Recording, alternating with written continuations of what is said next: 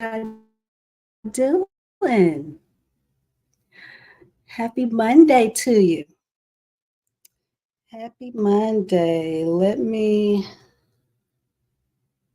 check my settings here, make sure we're all good. Hope y'all having a good start to your week. We are live on Facebook, YouTube, and Instagram. So if you see me looking up a little bit, it's because I'm talking to my Instagram family. And Instagram family, if you see me looking down, it's because I'm looking at my Facebook and YouTube family. I'm going to try to do a better job today of reading comments too, because I know that's important. I'm getting a little bit better, y'all. I'm getting there. Let me settings one more time just to make sure we're good.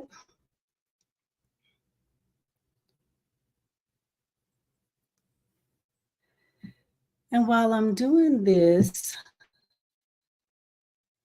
to see how has the self-care, your self-care assignment, how did that go? Did that go good? And it's so funny because I asked you all to do a self-care assignment. And I'm thinking to myself, what did I do? I should have been giving myself one. But I'm trying to think, what did I do? I've been so busy preparing, doing laundry and all this, that, and the other. It's okay because I'm going to do something. Before the week is out, I'm going to do something. Y'all going to hold me accountable? You're going to be a good coach for me? Please do. All good coaches need a good coach. So, all right. Well, if you don't know me, my name is Tiffany Newton, and I am a master certified health and life coach.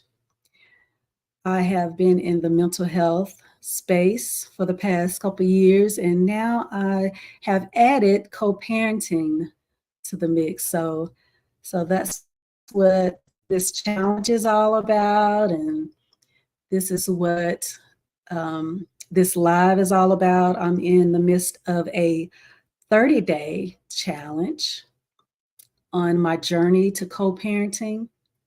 I feel that God has called me to this place, and I feel like it's part of my purpose. And this is something that I feel I have overcome in, and I believe that God has given me some things to share with you all. So that's why I'm here. And this is day 9. And if you could, please, as you join, share it out. Let me know where you're tuning in from, what city and state. I would love for you to shout out your place of your home, and just want to get to know where everybody is tuning in from. So let's get going. I'm excited about this topic because we're going to be talking about cracking the code to co-parenting communication. Ooh, cracking the code. So let's, and of course, we know the master key, the master, I guess, the vault. If we're thinking about codes and what we do with codes, we'll say the vault is the child first method. Because, we did an overview for that yesterday. And once we have, different codes to get into the vault. So the child first method It is a comprehensive approach to co-parenting that emphasizes effective communication, collaboration, and prioritizing the well-being of our children. It stands for communication, which involves partnership and collaboration, honoring the other parent's role, involvement with the child, letting go of the shoulda, coulda, wouldas, and determining in everything to think about the child and what is best for them together. So today we'll talk about communication. That's what we're going to start this week talking about. And in my research, I thought this was very interesting. I knew the numbers were high, but I learned that 68% of marriages they end the end that ended did so primarily due to communication problems. And it wasn't necessarily surprising to me that, it marriages, a high number of marriages end with communication problems, but the percentage, I thought it might be maybe 51% or something like that, but 68%. And I mean, we know that communication is hard for any relationship, but I'm here to say, there's hope for us. There's hope for any relationship, but of course, we're particularly talking about co-parents because there's always opportunities for us to develop in this area. We talked about personal development being part of our self-care. So we know we can get better. So communication. Open and respectful communication is the cornerstone of the Child First method. Co-parents must communicate openly about their child's needs, schedules, and important decisions. Effective communication helps build trust, reduce misunderstandings, and promotes a cooperative co-parenting relationship.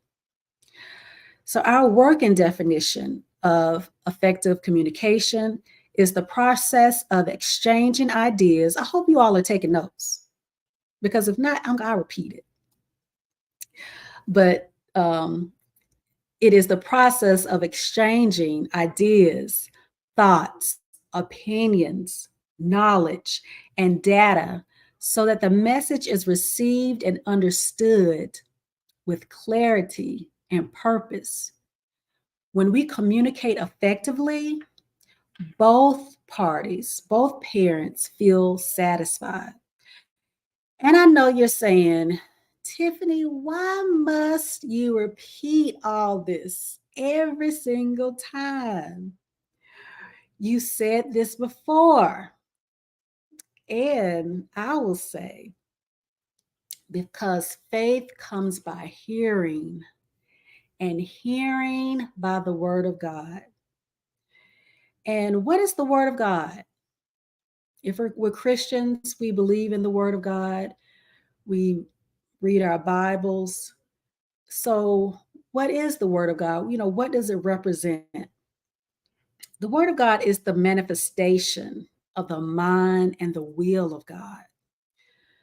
So I think about truth, hope, love, faith. All those things are manifestations of God and his mindset.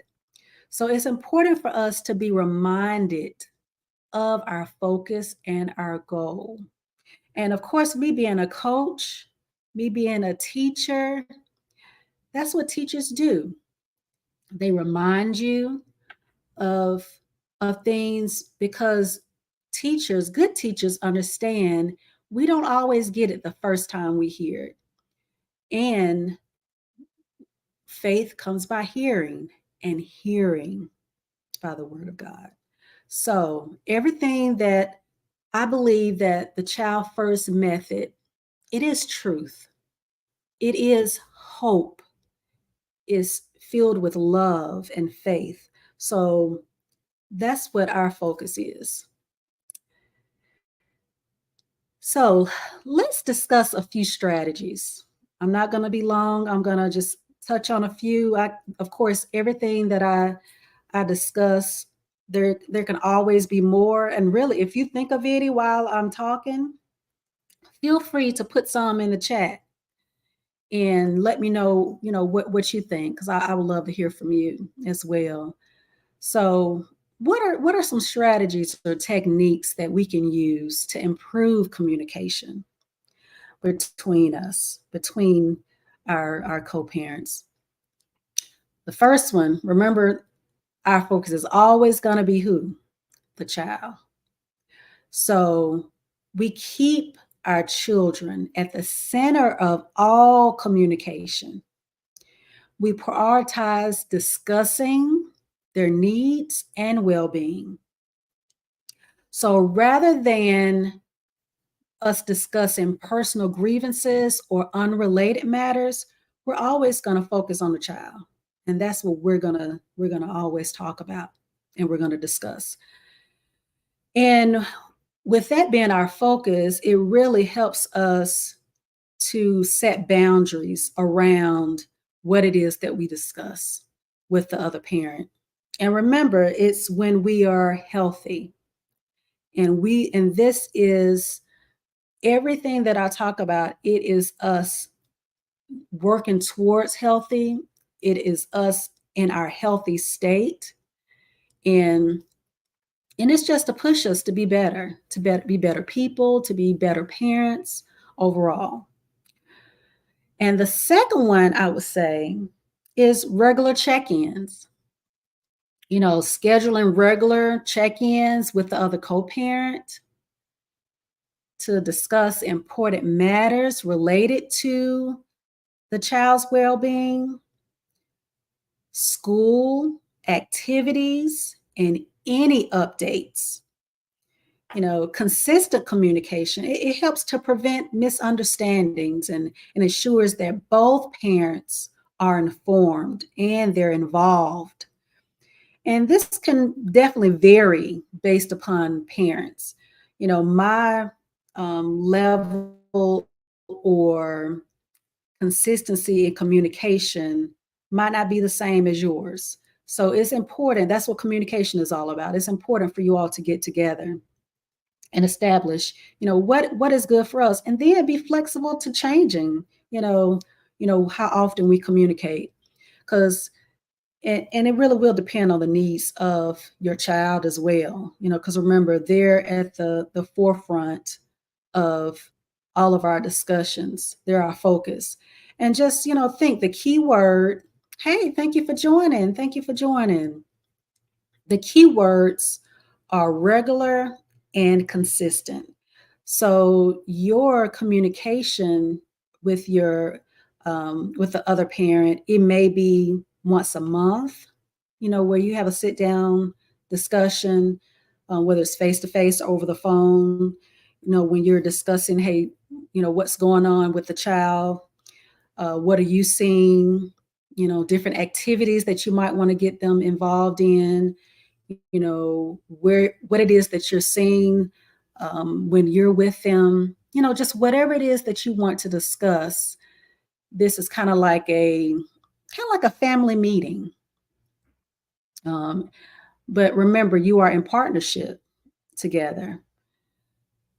So it can happen bi-monthly, quarterly. It just depends on where you are. And, starting out, it might happen more often because you're getting in the routine of communicating.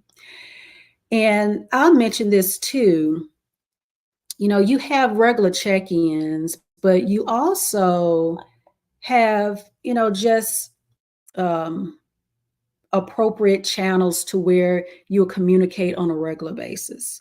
So, like, for example, the way I share custody with my boy's father is one weekend, we share custody one week on and 1 week off. Hey, thank you for joining. I appreciate you joining. And, it might be things that are going on right now while he has them. And, he'll text me, because most of the time we communicate via text for the most part, unless it's something that we really want to talk about. And it can be anything from behavioral. It can be something that we want to be on the same page about as it relates to their schedule, especially when school comes in, when the kids they might be having problems in a certain subject, or we need to talk to a certain teacher. So it's a lot of things that you can communicate with that you don't necessarily have to wait until your meeting to communicate.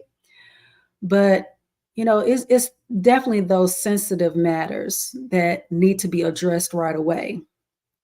And it can also be instances where you might not agree with something that has been said or done, and that's when we get into conflict resolution, which we'll talk about later on this month or this week, because it's still in the lines of communication.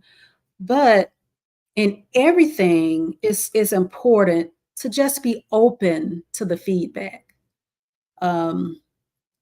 And remember, this is you working towards healthy. This is you being in a healthy state. Be receptive to the feedback. Be receptive to the constructive criticism. It can help identify areas of improvement for you and promote better communication. And remember what I said before, how a lot of things that we should have gotten while we were married, if we did not get, it's still there. So it's so important to continue to work on your communication, even with the other parent, because you're going to need that in other relationships as well. I hope you all are getting something out of this. If you're getting something, put in a fire emoji, or a heart. I like butterflies. You can put in butterflies. But if you're getting something out of this, put me a butterfly in the comments. I like butterflies. And also, lastly, when we're communicating with the other parent, it's so important for us to focus on solutions. When disagreements arise, we have to shift the focus from blame to finding solutions. We have to work together to identify, any compromises that benefit the child's best interest.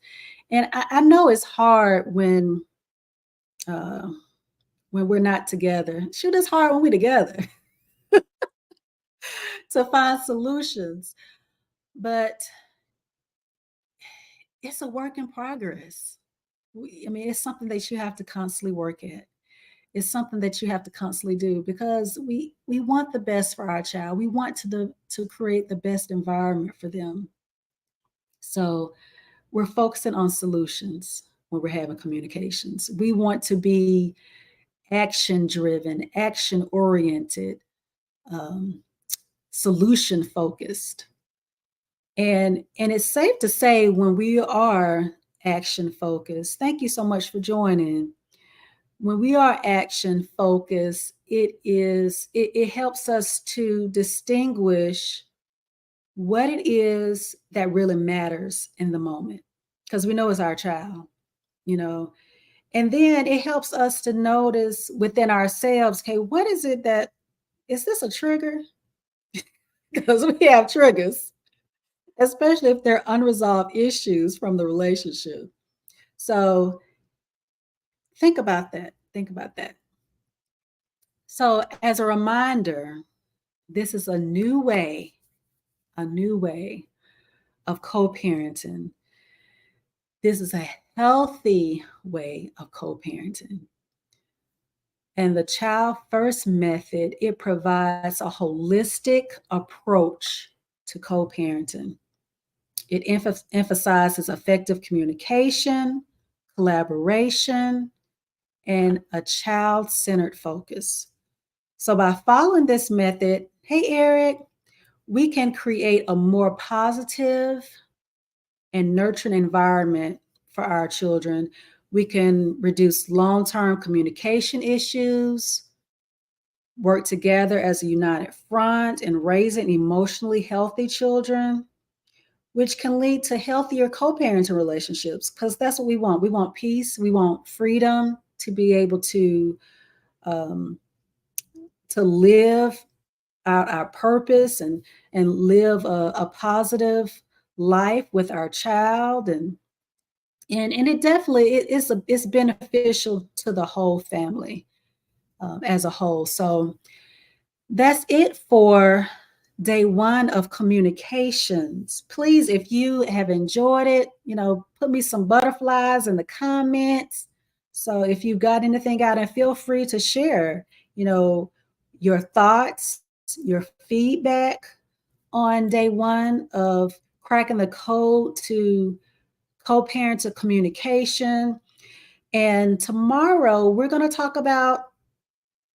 continue to crack the code. So I'll give you another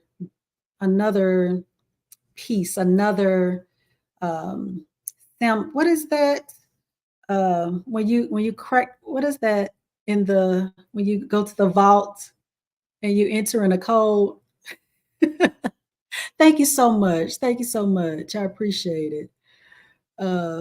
I give you another code entry. I'm at loss for words, but tomorrow it'll be good and you don't want to miss it. So remember, share this out to anyone that you know will be beneficial, that would benefit from it. And also follow me if you don't already. Combination. Thank you. I lose my words sometimes. Yes, combination. That's what I was talking about. Combination. So appreciate it, Eric. So follow me. Follow me on Instagram if you don't.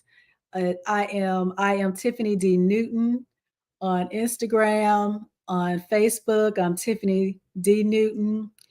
And look into my tribe, Teach Me Tribe. It's a real tribe of men and women who just love their families, and they're open to real experiences, real life.